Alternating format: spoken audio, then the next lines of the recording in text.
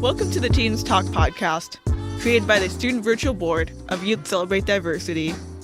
YCD supports teachers and students organizing locally, educating themselves and their peers, and taking action for inclusion and social justice. For more information, please visit ycdiversity.org.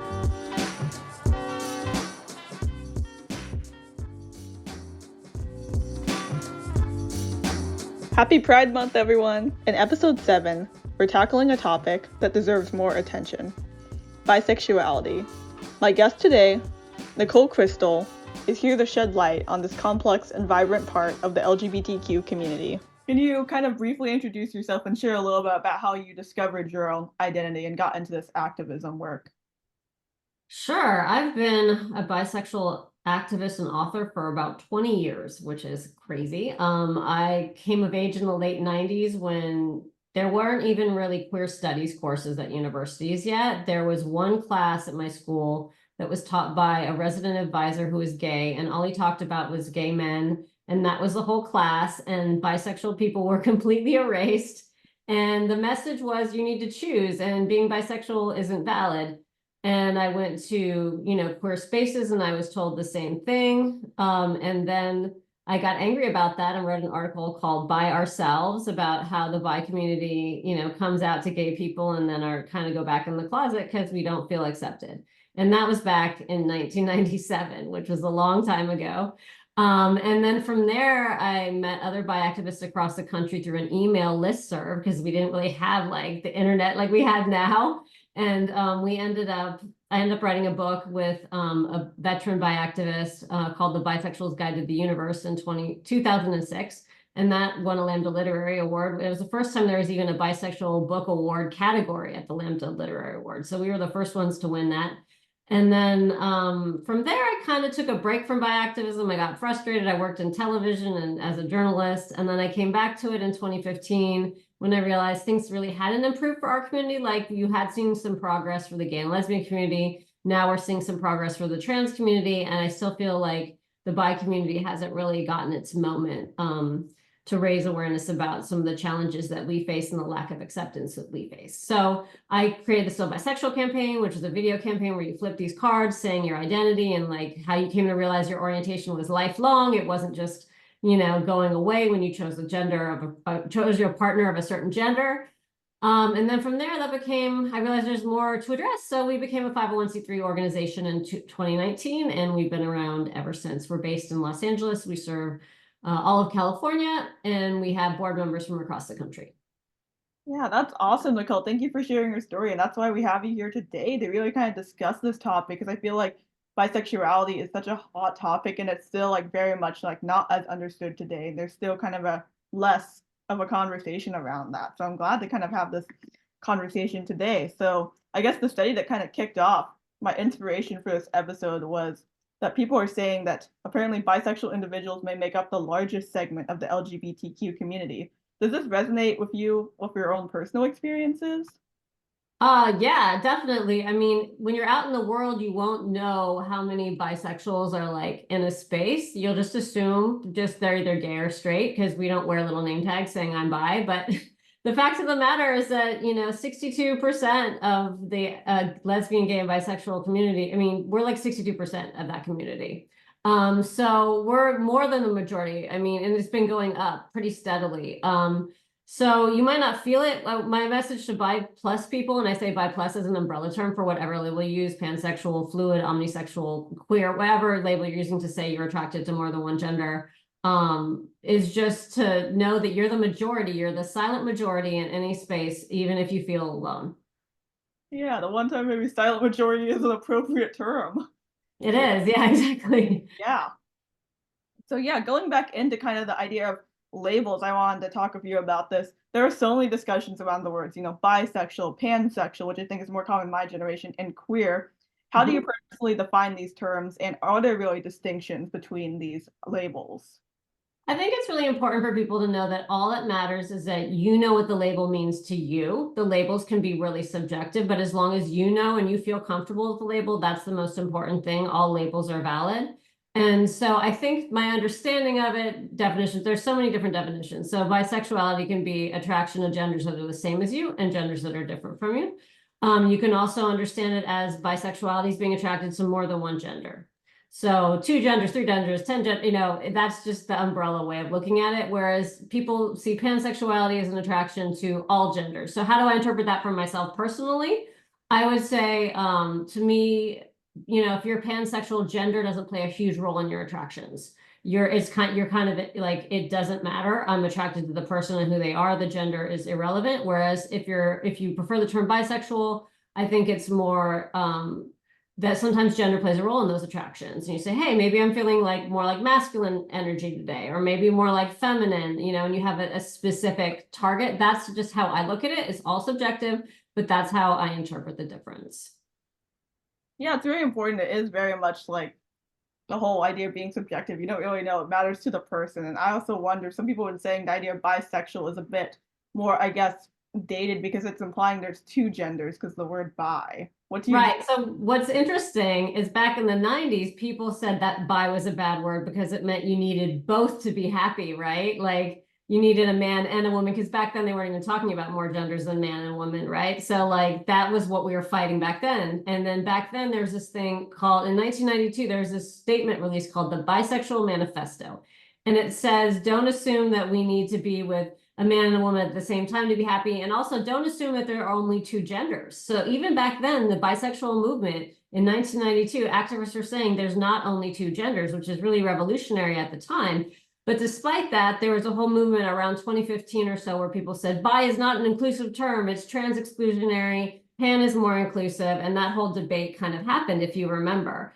And it was really hard for a lot of the veteran bi activists because at the time we were the only people who would date trans folks. Gays and lesbians were very prejudiced against dating trans people.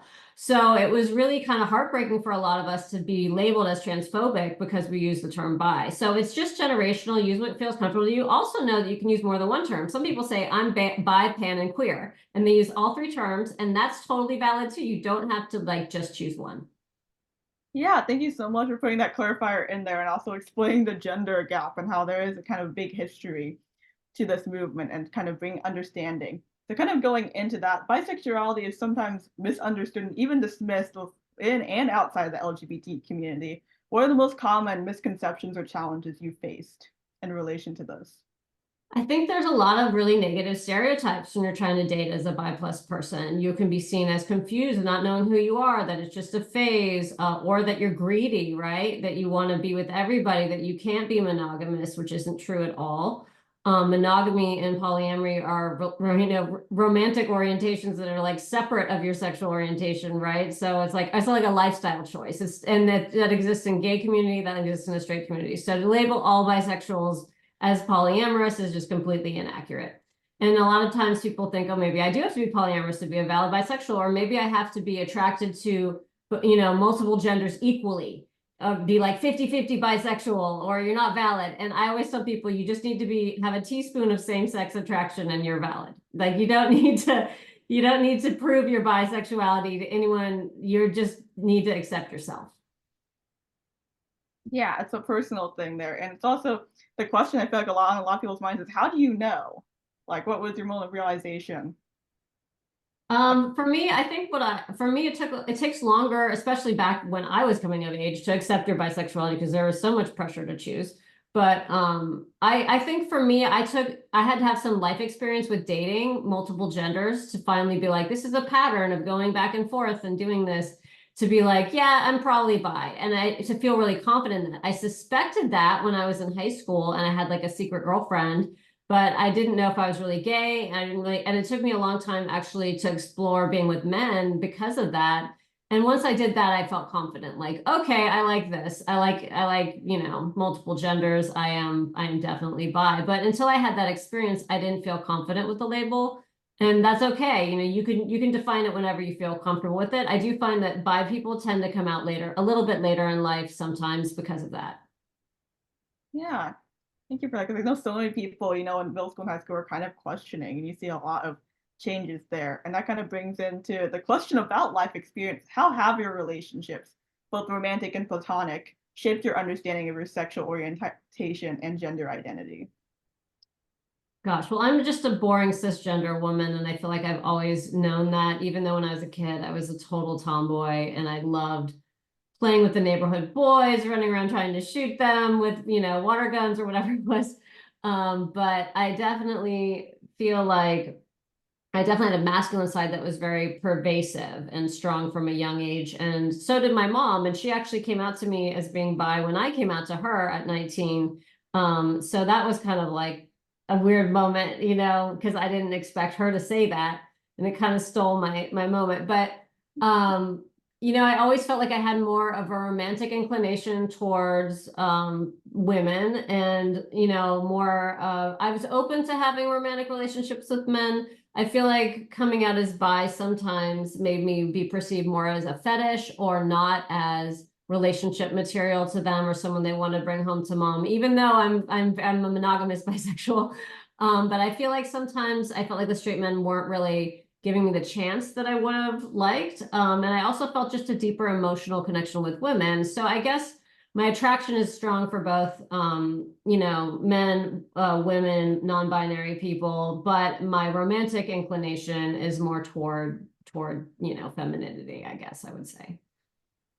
Yeah, it's a really kind of like good way to put it that you can have kind of like attraction to very much like masculinity, femininity, and discovering both. Like that's kind of a good thing to think about that can be very personal like that. But that's insane your mom like stole your moment and also came out to you at the same time. Yeah, that was weird. But then, it made me kind of sad for her because she got married very young, and my father did not want her to explore that side. So they were monogamous, and she kind of tried to live through me to find out what it was like. And that was kind of uncomfortable for me, but also made me kind of sad that she never got to experience that. Oh yeah, that sounds pretty hard because it is like such a kind of personal discovery thing that like I always hear stuff like my generation's good, like you gotta try out multiple people and stuff before you know like where you Yeah, land. it's nice you have that option and you're encouraged, but I do feel like your generation has a lot of pressure to know you are way younger and it's okay to not know, right? Like there's pressure to maybe like at 13 know what your sexual orientation and your gender identity is, and like you don't have to know like by, right away. Like you can explore your life. Yeah. And that kind of goes into my next question of how's it been like navigating your attraction to multiple genders? Are there kind of any ups and downs to that or things you kind of always have to feel like you need to explain? I had a really hard time dating lesbians. I felt like even if they don't state that they're insecure, I felt like I had to self-censor certain things I talk about so they wouldn't feel insecure. Um, and I felt like they just assume that bi women will always end up with men. And statistically, that is true. More bi women end up married to men. But you can also think, oh, well, that could be because there's a lack of acceptance in the lesbian community. We don't really know why that is. That hasn't been studied, right? So who knows? But I do find for me, I'm one of those rare bisexual people who preferred having relationships with women. So I definitely had a hard time when I was dating just straight men and lesbians because I just felt like I was always hiding part of my bisexuality when I was with them and I couldn't really be my full self. And then I realized, oh my God, I think I only want to date bi plus people now. I'm just going to date bi plus people and see if that works better. And then I actually ended up falling in love with a bisexual woman who is now my partner, and we've been together for 7 years. We recently moved to a new city together to start, she started a new job. So, and we're engaged to be married. So things are going really well. And I found that person very late in my life. And I just want people to know not to give up, like it's hard to navigate being bi and to find a really healthy relationship as a bi plus person, especially if you start deciding like me, it's probably more expedient to date just other bi plus people. Yeah, that's wonderful and that for you and that makes sense as well kind of this conversation of like it's not really well talked about and stuff there like in the LGBT community because I remember when like my parents who are also like in the Gen X kind of band and like school it's like people are saying like you gotta choose like there's these kids they know who they're attracted to and that's the only way like being queer used to be like valid if you were young and get displayed a very strong preference and I also feel like the other thing is like the fact that your label like changes like there is a very specific like when someone's like I'm gay or like I'm lesbian like they know and stuff who they are, and it's like that identity sometimes doesn't change, sometimes it does and stuff there. And And that's okay. You're allowed to change it. Like a lot of people are terrified of changing it because they're like, oh, people aren't going to think I really know who I am. But it's like, that's their problem. That's not your problem. If you need to change your label. You know, like that's all about you. yeah, and there's like a very strong, I think, LGBT community though around the people who are attracted to a single gender that I've noticed. Like there is kind of like a stereotype of being like the gay man or the lesbian. I wonder if those categories also kind of contribute to maybe some more exclusion or some more rigid thinking around how attraction works and I do stuff. think I think that's true. It's very rigid, and I think sometimes some of the studies show that if you ask people, "What's your label?" they'll say lesbian, right? But if you ask what their past behavior is, like their sexual activity, a lot of them had relationships with men and, maybe even enjoyed having sexual, experiences with men, but they identify as lesbian. And you have to go, okay, why is that? Because culturally it is more accepted and it's easier. And if you know your preference is women, why not just do that? Well, because it's your identity, right? And that's going to eat away at you if you have to hide this part of yourself to feel accepted in a group. Like what a terrible thing that is, You should be able to, and the problem is we don't have bi spaces, right? We don't have bi bars that you can go to. We have gay bars. We don't have bi bars. So like I think part of what I try to create through my organization Still Bisexual is in-person experiences to be just with other bi plus people. And a lot of times when people are in a bi plus space for the first time, they're like, oh my God, I feel so accepted. And it's like, regardless of the gender of partner, you can bring them. We won't treat you weird. Sometimes bi plus people will go to a gay space with their, partner who is of a different gender and feel like they're treated like they're straight, and that's really painful for them that they can't really have their partner in a space where they're claiming their identity. So we can create that by creating bi spaces. And I would tell young people, create bi spaces because it's really validating and it's really unique. Yeah, that's very important. That goes into kind of my next question I want to talk about is that it's Pride Month, which is a really kind of vibrant time of celebration and visibility just for the whole LGBT community. And in Mhm. your view, how does the bisexual community uniquely fit into Pride? I think it's amazing to watch because, as I said, I've been doing this a long time. I used to go to Pride. The bi contingent used to march in Pride and get booed as we walked by the gay and lesbian groups. That's not happening anymore. And I'm seeing more and more people wearing bi colors at Pride. We have our bi booth, our Still Bisexual booth at Pride. We have hundreds of people come up to us who are dressed in bi colors. And it's like at the time when I started this in the late 90s, people didn't even know what the bi flag was. They didn't know the colors. And now like Target's selling bi flags. Do you know what I mean? Like there's been so much progress that I've witnessed in my lifetime. And it makes me so happy to see that, bi people come to Pride in their bi colors and they don't feel too shy to do that anymore because they're worried about what's going to happen. I think that's fantastic. Yeah, and when you were showing up to Pride, like, is that like, are there any groups that are more supportive or less supportive? Like, how have the interactions as well, like individual groups changed? I mean, I think you're more likely to get a crappy comment from someone who's drunk at a bar. We do have some people come up to our booth, like especially way older gay men, usually in their 50s or 60s, will come by the booth and be like, still bisexual? Are you still bisexual? No one's bisexual, really. Ha ha ha. And I'll just like try to, educate them and tell them some statistics when that happens. But also be like, actually it is a valid orientation. But I think what's cool is that's phasing out with the older generation. I think more people are realizing that it is valid, and that's really exciting. Yeah, it's kind of like really nice to see that things just get more progressive and open-minded with this movement, how Pride has kind of really boosted the LGBT community and led to acceptance over time. So Mhm. yeah, this idea though of being queer or existing outside the traditional norms can really kind of vary across cultures and regions. How did True. your like experience of being bisexual really shape your perspective on cultural norms or expectations? I mean, what I've witnessed through the populations we serve and our organization, especially in Los Angeles, is there's a lot of people are like in the Latino or Latinx community who deal with families that are religious and unaccepting of any sort of homosexual, bisexual, identity for religious reasons. And the same sort of bias exists in the Black community, I found because of the religions. So I know a lot, if you're dealing with that lack of family acceptance, that can be really painful and really hard in claiming your bi identity. We just had an event on Saturday. We did a bi mentorship program, and we had an event where we screened the videos that we had filmed of the mentors and mentees talking about their bisexuality and who accepted them and who didn't. And this one girl raised her hand and said, I'm the eldest daughter in, a Latino family, and I came out as bi, and they said, no, you're not. But that is not true. You're wrong. You're just going through a phase. And she was not accepted. And she started crying. And everyone in the group, really felt for her, because a lot of people have had that experience. And it's sad to me that that's still happening. The young people, culturally, that they're in a certain family and their parents just don't get it because of the culture, or, sometimes they get, like, one of our board members is API, and she, told her family that she was, since she was bi, and culturally it's like, no, you don't choose the right side, choose being with a man. Then why wouldn't you just do the normal behavior? So that can happen, I think, culturally often. I'm not saying that because your parents are white they're going to be any more accepting. No, not necessarily. But I'm just saying that I have noticed a pattern with the populations we serve, that they are,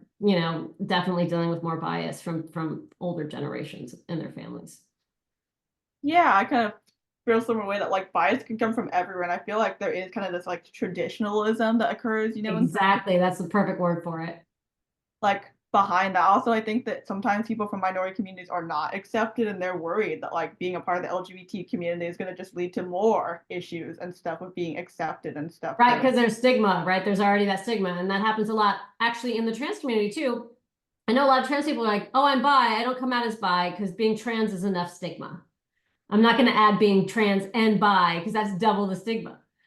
So that's kind of interesting too, that we're all just dodging, persecution and stigma, which is kind of sad. But it's a reality. Yeah, that is really sad that that's still like a thing there even today. So yeah, kind of moving on to kind of the younger people, my generation, a lot of people my age and even younger are really still exploring and trying to come to terms with their like identity, whether that's their sexual orientation, their gender identity, or how they want to be in relationships. And Mhm. what advice would you have to someone who might be questioning their identity or trying to come out? I would say you don't have to have all the answers immediately. It's beautiful that you've realized that you want to question this. You need to take time and explore your attractions, excuse me, by walking through the world, see who you notice, who you don't feel interested in, kind of observe the patterns of attraction that you have in yourself, and then try to find community so you can build acceptance and support around that, and then come out to someone who you feel safe with. Maybe that's a best friend. Maybe that's your sister. Start with someone who you feel will likely accept you, and then build to maybe, older generations and people that maybe weren't raised with the level of progressive understanding around this. Some people you won't ever feel comfortable coming out to. I never came out to my grandparents. It just never felt like they needed to be involved in my sex life or my sexual orientation. And I just felt like their generation wasn't going to get it. They weren't going to understand. So I didn't involve that. And I don't really regret that. I feel like that was a call that I made. So even though I'm a big bi activist, I'm not out to every single person in every situation. I still make those calculations as to whether it's safe to come out, and that's normal. Yeah, safety first, and it's that kind of understanding piece. And there's another kind of debate as well with like the LGBTQ community that's I think is also on the forefront of like, do labels really even like matter and stuff there? What's your thoughts on that? I mean, we have a graphic we use in our workshops, and we refer to label-free bisexuals, because that is the thing. There are bisexuals that are label-free bisexuals. They don't like to label themselves, and that's valid. But they do acknowledge they're attracted to multiple genders. So, I mean, it is totally your choice. I find labeling to be helpful because it helps you find community. So if you choose a label, then you know what, okay, I got to find a community with that label if that's what you're seeking. Some people don't seek community, and they're fine with just not having labels and just living their lives and dating who they date. And that's fine. I mean, I think the goal is to get to a place where we're all just us and we don't have to have these little groups. But for now, it's needed because we need social support around our identities. Yeah, that's totally valid and a Mhm. good kind of thing to go back to because I've heard that point several times that part of Pride is kind of the branding and making sure that these groups have the visibility and support they need, Mhm. like exist safely and stuff. Exactly. Yeah, so looking back on your own journey, what are you most kind of proud of?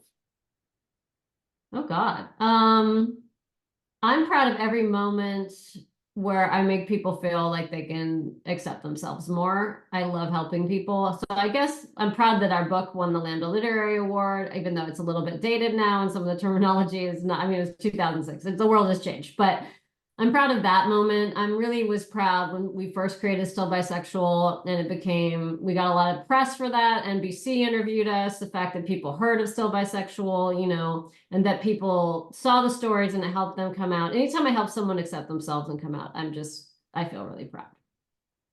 Yeah, and can you do a quick like rundown of Still Bisexual, real quick? Yeah, I mean, what sort of rundown, like what we do right now? I guess like kind of like the beginning as well as like the impact and yeah, what you specifically do for the people who may not be as familiar. Yeah, so we started off as a storytelling organization, and then we expanded into doing just education around bi identities and mental health advocacy. So we also worked a lot with a project called Out for Mental Health, where we kind of fought for LGBTQ equity and public health systems. So like we worked with the LA County Department of Mental Health. I was a co-chair of that group. For 2 years. And so the whole argument was like, we want to make it so if you go to a therapist, they understand what it means to be bi. You're not, a lot of us are in therapy explaining what it means to be bi to our therapists. So how can you really get help from someone who doesn't understand your identity? So trying to build competency, not just, you know, in the therapist world where we're creating a bi therapist directory right now for Still Bisexual so people can find therapists who are bi to work with. But also, I would love for people to be able to go to their primary care doctor and check a box saying they're bisexual and have that doctor understand what it means instead of that doctor saying, oh, you're bisexual, you better run some tests for STIs and STDs because you're probably more promiscuous. Like, you know, that sort of stuff happens to us all the time. So I think a lot of what we do is advocate for that competency, you know, in medical and therapeutic areas as well. So that was our work through Out for Mental Health, which was like a state group where they basically just had organizations go to their local public entities like Department of Public Health or Department of Mental Health and try to improve the system. And you know, collect SOGI data, right? Sexual orientation, gender identity, expression data. So you know how many people in LA County are queer and trans and, you know, just have that data because if they're not studying you, they don't know how many people they have to help, then you don't exist. But that comes kind of like all over the place. Did that answer your question? Yeah, it's a lot of great work, and I feel like there's so many important domains for this advocacy. So thanks for sharing like all the awesome stuff that you're. Yeah, you can find out about us at stillby.org. You can read about all the stuff we do. Yeah, so thank you so much for your time here with me today. Nicole, I have one more question. Sure. Okay, great. Yeah, so what are some of the ways you think the LGBT community and specifically the bisexual community can be more visible and empowered? And what are your hopes for the future of the bisexual community?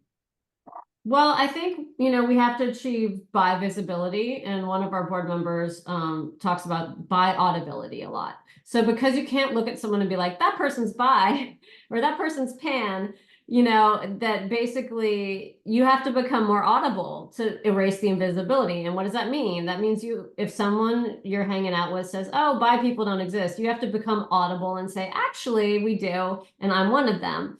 And so the question of being, you know, audibly bi is, do you have the emotional capacity to constantly be coming out and having those difficult conversations with people? And some days you're not going to. Some days you're going to be like, that person has bias. I don't have the energy to educate them. Other times you will. And I think that's really where the change happens is in your everyday life when you're bi audible and you let people know what it really is about and that it's valid and that it's been valid for you and that that's an antiquated way to look at the world. And I think that's the most impact you can have in changing things is just changing the people around you. Because if you know someone who is gay or bi or trans, you're more likely to be accepting because it's someone in your life.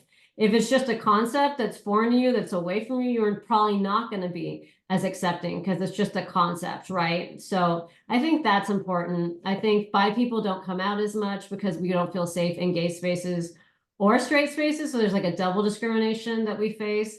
And especially by men, only 12% of bi men are out to the people that are most important to them in their life. And that's 12%. That's so low. So I think the more we can do. Also, allies. We need allies, people who aren't bi, saying, actually, no, being bi is valid and standing up for us. So it's not just us doing that hard work. I think that a lot of change can happen with those things. Yeah. Thank you so much. It does widen, like, open your mind that we're still talking about, the attraction of multiple genders. We still need to advocate for that, even though it's like 2024.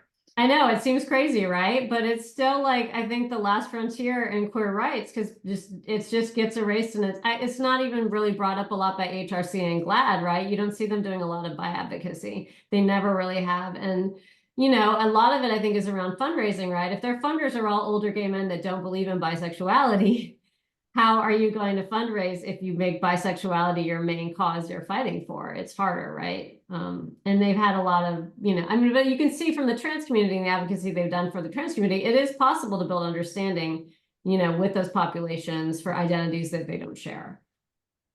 Yeah, and there's still so much, learning, and yeah, just having people in your life as well represented. Yeah, Mhm. just thank you so much, Nicole. Do you have any kind of last words of wisdom or something you'd like to say to all the people listening out there? I mean, I just hope people will, accept themselves despite what other people might tell them. And if they don't feel accepted, go online and find some resources. You can find us at Still Bisexual Official on Instagram. And you can always DM us. You can reach out if you need support. We have virtual events for people across the country. We have in-person events if you're in California. We have events in San Francisco and in Los Angeles. And just know that there is community out there, and just being in a room full of bi plus people can change your life.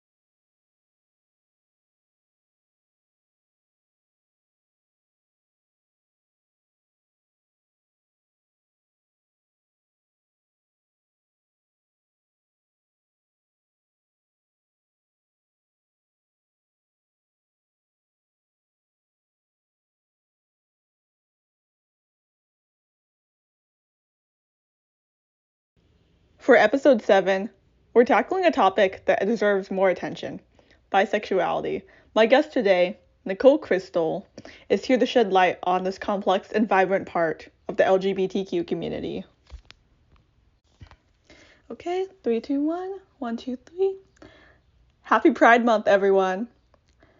In episode 7, we're tackling a topic that deserves more attention: bisexuality. My guest today, Nicole Kristal,